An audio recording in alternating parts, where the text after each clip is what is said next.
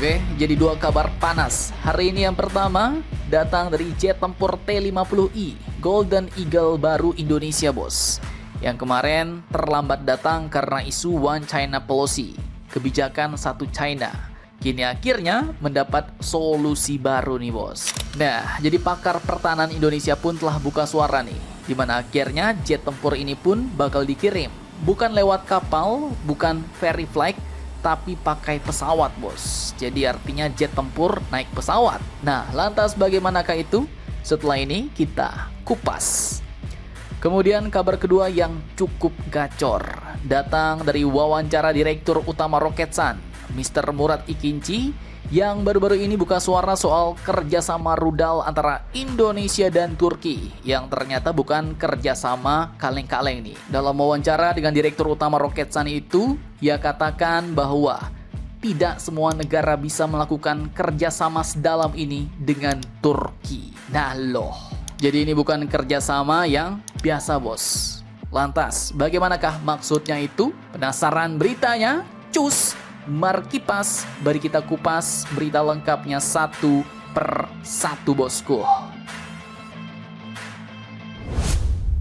Oke, yang pertama, sebelumnya kita sudah sempat bahas, bos, bahwa pengiriman jet latih tempur ringan T-50I Golden Eagle ke Indonesia mengalami keterlambatan.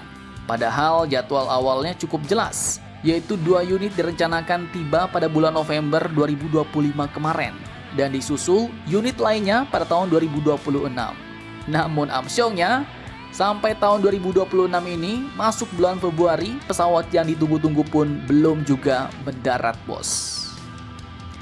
Jadi masalahnya kemarin bukan pada pesawatnya, bos. Bukan soal mesin, bukan juga soal produksi, tapi masalahnya ada di jalur pengiriman. Nah, jadi rencana awalnya kan pengiriman melewati transit Taiwan, bos. Ini ditolak Indonesia karena konsistensinya dengan prinsip One China Policy. Kemudian, Indonesia minta lewat Cina. Tapi sebaliknya, opsi transit lewat Tiongkok pun juga tidak disetujui oleh pihak produsen, yaitu KAI. Alhasil, pengiriman yang tadinya normal dan mudah akhirnya berubah jadi ribet karena faktor geopolitik, bos. Nah, kini kabar barunya datang lagi nih. Jadi menurut pakar pertahanan Indonesia Bapak Alman Helfas Ali, setelah penundaan dari jadwal awal November 2025, 2 unit pertama T-50 ini akhirnya akan dikirim pada tanggal 4 Februari 2026 ini, bos. Jadi 2 hari lagi nih. Tapi menariknya bukan diterbangkan sendiri, melainkan diangkut menggunakan pesawat kargo udara Mamarika dan akan mendarat di WAAR. War, bos. Bukan perang ya, tapi ini admin cek adalah kode ICAO untuk Bandara Juanda Surabaya, bos. Jadi ya, yang admin tangkap artinya sederhana, bos. Indonesia dan KAI Korea Selatan akhirnya kini sepakat memilih jalur paling aman dan paling minim drama nih. Jadi nggak pakai drama-dramaan lagi. Dengan pesawat kargo, T-50 ini mungkin bakal dikirim sebagai kargo non-operasional, jadi bukan jet tempur aktif. Sehingga kemungkinan ya izin diplomatiknya jadi lebih simpel, tidak perlu transit di wilayah sensitif dan resikonya lebih terkendali, bos. Dan secara otomatis ya mungkin harganya bakal lebih mahal, harga pengiriman, bos. Tapi ibarat kata daripada muter-muter nggak nyampe-nyampe ya kan, mending pakai cara yang langsung, aman dan pasti nyampe. Urusan harga belakangan lah. Jadi kesimpulannya pengiriman via pesawat kargo ini bukan tanda masalah baru, bos. Justru ini adalah tanda bahwa solusi akhirnya ditemukan. Pesawatnya datang, kontraknya jalan, dan TNI Angkatan Udara kini bersiap menyambut tambahan kekuatan udara barunya. Mantap, mantap, jos.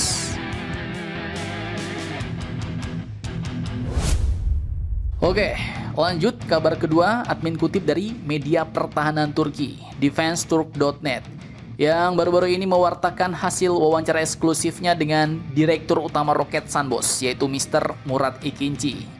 Dan mantapnya ini sebagian menjelaskan terkait kerjasama rudal dengan Indonesia. Nah, jadi infonya lumayan mantap-mantap jos nih. Jadi awalnya dalam wawancaranya, Murad Ikinci pun menyebutkan bahwa sepanjang 2025, ekspor Roketsan melonjak lebih dari 55%, bos. Nilainya tembus lebih dari 750 juta dolar Amerika. Nah, jadi bukan rupiah, bukan juga lira, tapi dolar nih bos, senggol dong. Dan lebih mantapnya lagi kalau tren ini berlanjut, katanya Roketsan diproyeksikan bakal jadi salah satu kontributor utama ekspor pertahanan Turki yang totalnya bisa menembus 10 miliar US dollar. Artinya apa ya? Artinya Turki bukan cuma jago kandang lagi bos, tapi sudah jadi pemain global di industri roket dan rudal. Ia pun mengungkapkan bahwa total pesanan yang menumpuk atau backlog saat ini bernilai miliaran dolar dan bahkan sudah meningkat 2 kali lipat dibanding tahun sebelumnya. Jadi ibarat warung sate, Lamongan, ini bukan antre biasa bos, tapi pesanannya udah sampai buku catatan habis. Dan yang bikin kita angkat alis, dalam wawancaranya, Indonesia pun disebut sebagai salah satu konsumen penting Roketsan. Yap, jadi merah putih ada di daftar pelanggan utama. Bukan cuma beli 1-2 batang, tapi masuk dalam kategori mitra strategis, di mana salah satunya yang dibeli adalah paket sistem Midlas. Nah, lantas pertanyaannya, sistem apakah itu? Indonesia beli apa aja? Kenapa Turki begitu serius dengan kita Indonesia? Apakah ini cuma jual beli doang atau ada agenda besar di baliknya? Simak videonya sampai habis bos. Oke, jadi masih dari wawancara yang sama, Murad Ikinci pun menjelaskan dengan sangat gamblang nih soal kerjasamanya dengan Indonesia. Kata beliau, Roketsan tidak hanya menjual sistem peluncur vertikal Midlas ke Indonesia bos, tapi juga ada rudal anti kapal Atmaka dan rudal balistik taktis Khan yang di pasar internasional disebut dengan Bora.